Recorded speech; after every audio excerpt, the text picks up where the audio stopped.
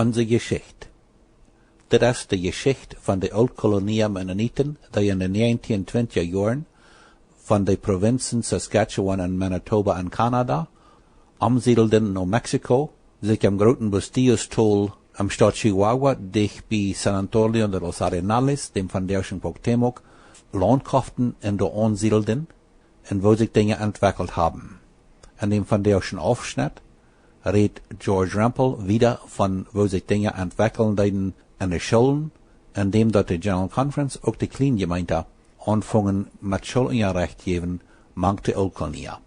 Je horchen naar dat plotische radiostation, de Brei 107.7 FM in Elmer, Ontario.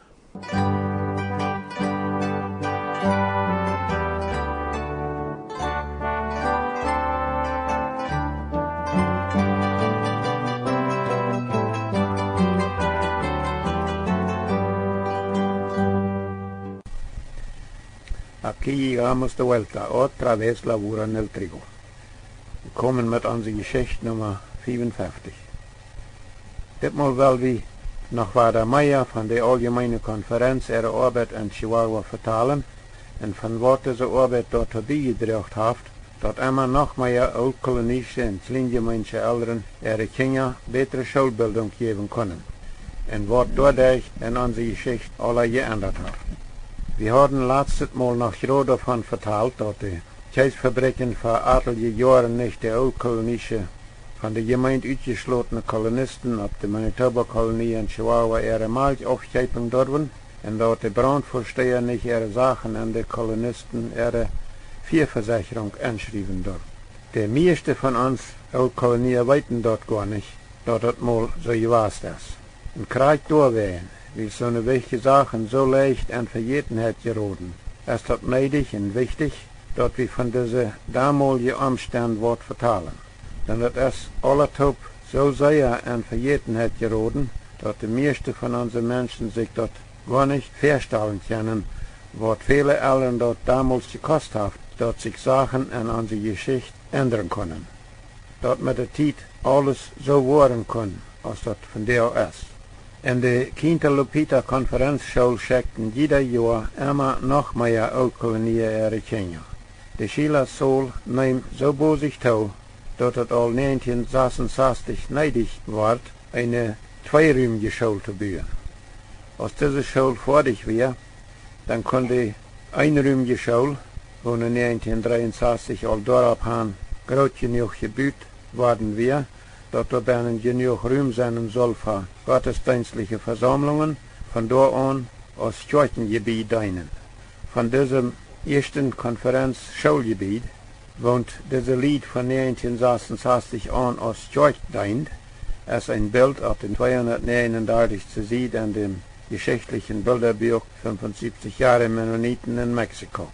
Für so eine Eltern, wo in Kronsgaard Nummer 27 wohnten, und ihre Kinder auch an der Kinta-Lupita-Schule schickten, gibt dort jeder Tag sehr weit zu fahren, ihre Kinder nach der Schule hin und zurück nach Hause zu führen. Das für diese Familien leichter zu machen, fangen die Konferenzschullehrer 1972 auch am Dorf Kronsgaard an Schule zu haben. Das verursacht aber sehr großen Aufruhr. Nicht nur manche old-kolonische Dorfsbewohner in Kronsgaard und den Oberdorfer, aber auch manche old-kolonische Gemeindeglieder in der ganzen Kolonie. Eine Gruppe von Männern benimmt sich die Konferenzschullehrer gegenüber, die in Kronsgaard keine Schule haben, so angeschickt, dass wir das hier gar nicht alle vertalen wollen. Und die old-kolonische Vorsteher versuchten, mit Aaron Redekop von Cuauhtémoc bei der Chihuahua-Regierung Hilfe zu kriegen, diese Schule in Kronsgaard zu machen.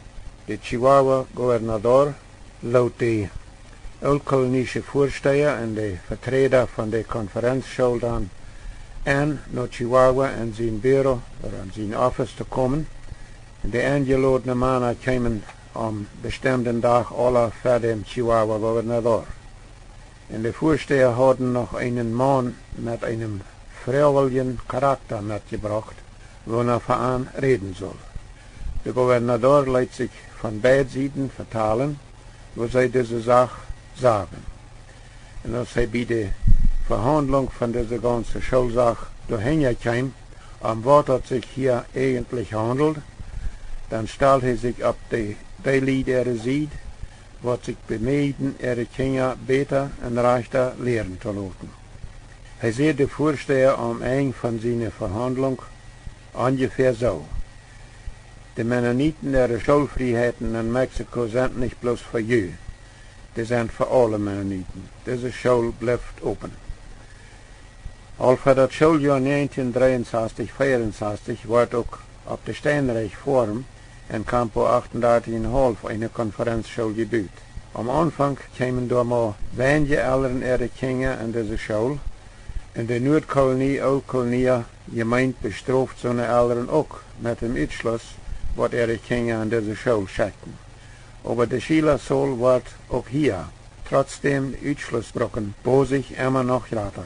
Bald wird in Campo 38,5 auch noch eine Kirche gebaut. Auf der 240. Seite in den geschichtlichen Bilderbuch, 75 Jahre Mennoniten in Mexiko, ist ein Bild von dieser ersten Steinreichschule.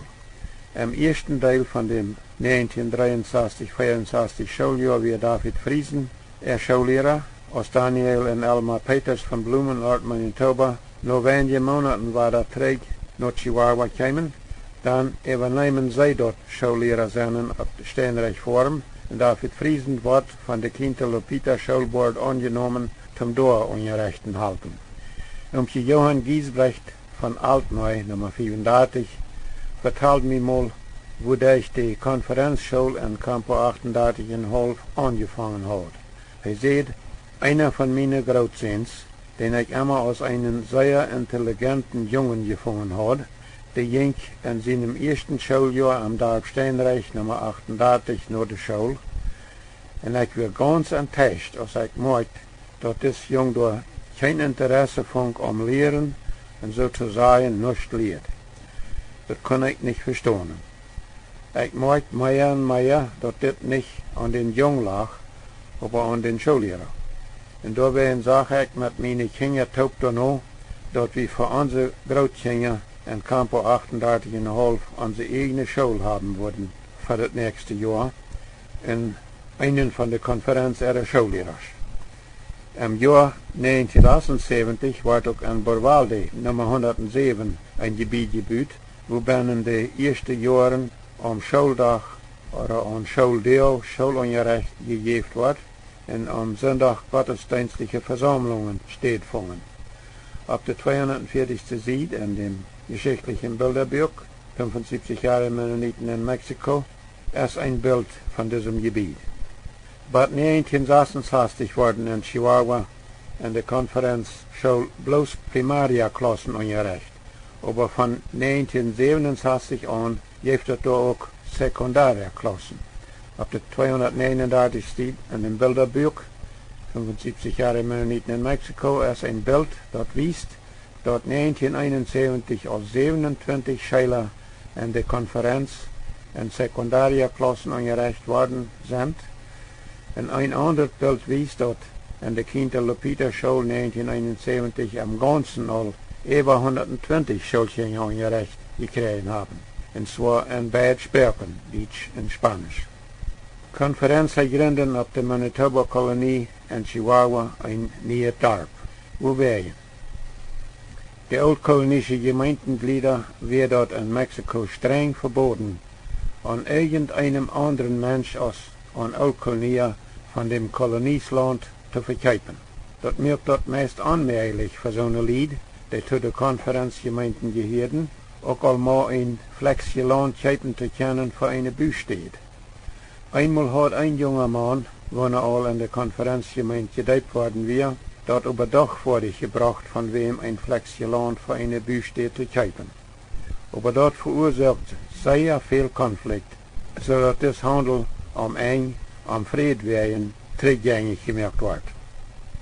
Aber als da erst so viele junge Lied wären, wo all durch die Dope-Konferenzgemeindenglieder geworden wären, und da wären auch nicht können irgendwo ob mennonitische Kolonien Land kaufen für Büsteeden, dann können wir einmal doch ein ausgeschlossener Mann einen sehr großen Kegel von wem kaufen, wenn er aber an den asphaltierten Hochweg regt, die von Cuauhtémoc nach Rubio geht.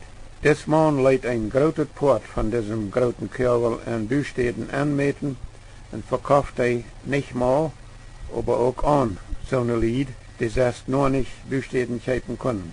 Diese Lied rennen auf diesem Körper in einzig Ortje näher Dorf. Ein Dorf von bloß Büstäden. Ein Dorf, wo die Kriegsgassen so sind, als die in Städter sind. Die Namen für diesen Dorf ist Blumenau. Und das ist das einzige Dorf auf der Manitoba-Kolonie, was nicht eine Dorfsnummer hat. Wie es das Dorf über 11 Kilometer Norden von Cuauhtémoc am Hochweg liegt, benannt man dort mit Kilometer 11 eine Stadt mit einer Dorfsnummer. Im Jahr 1981 bot die Quinta-Lupita-Konferenz gemeint eine neue Kirche in dem nie gegründeten Dorf Blumenau. Und im Jahr 1990 bot diese Blumenau-Konferenz gemeint im Dorf Blumenau auch ein neues Schulgebiet für ihre Escuela Álvaro Obregón. Und bei 2002 wurden in dieser Schule mal Primaria und Sekundaria-Klassen in Deutsch und in Spanisch unterrichtet. Aber 2003 fangen sie dort auch an, Präparatoria-Klassen zu unterrichten. Und nun können die Kolonisten ihre Kinder in dieser Schule ihre Bildung so weit kriegen, dass sie als Studenten zu Universitäten und andere höhere Schulen Zugang haben. Die Konferenz gemeint ihr Schulprogramm an der Escuela Álvaro Obregón hat offensichtlich seinen Einfluss gehabt, nicht nur auf viele oldkolonische Familien, aber auch auf Kleingemeinden. Ein von den Dingen, was die Kleingemeinde auf der Quellenkolonie von der Lot 1960er Jahren an motiviert, so sei ich dort, so sehr zu arbeiten, dass sie ihr Schulwesen auch verbessern wollen, dass wir bestimmt die Konferenz ihr Erfolg mit ihrer Escuela Álvaro Obregón. In den letzten 30 Jahren ist die Kleingemeinde ihr ganzes Schulwesen bedeutend verbessert worden. Von der geben Kleingemeinde an ihre Schulen nicht mehr sehr guten Unterricht in der deutschen Sprache, aber sie unterrichten auch in Spanisch. Und sie unterrichten auch all Sekundaria-Klassen. Nicht nur auf der Quellenkolonie, aber auch in der Dörfer, manche Oldkolonie, wo die Kleingemeinde Schulen in Jorgen haben. Weil ihre Schulen aber nicht bei der Regierung eingeregistriert worden sind und sie auch noch keine Lehrer haben, die einen offiziellen mexikanischen Lehrerschein haben, mussten ihre Studenten, wenn sie am Ende vom Schuljahr ihre Prüfungen oder ihre Examen schrieben, die unter so eine Lehrer oder Schuldirektor seine Absicht schrieben, wo sie einen offiziellen mexikanischen Lehrerschein hat.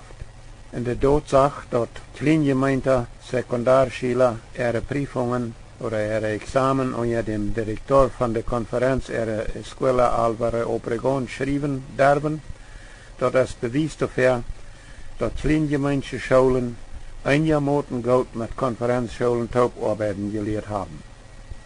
Die vielen oldkolonische Kolonisten ihr Streben in Chihuahua nach einem besseren Schulwesen für ihre Kinder über die letzten 50 Jahre hat offensichtlich seinen Einfluss gehabt auf alle Kolonisten.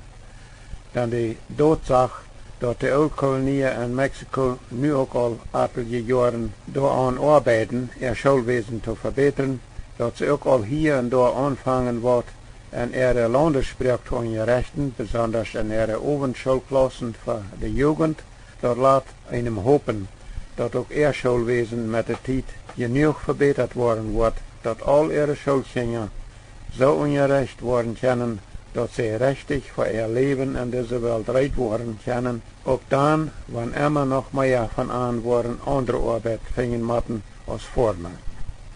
Was wie 2004 durch den kurzen Nachrichtenblatt aus Mexiko alle Hieren von der Oldkolonie ihrem Reitmerken zum besseren Schulunterricht geben können, dort redet von Eltern ihrem starken Bewusstsein, dass Kinder eine gute Schulbildung fehlt in unserer Zeit.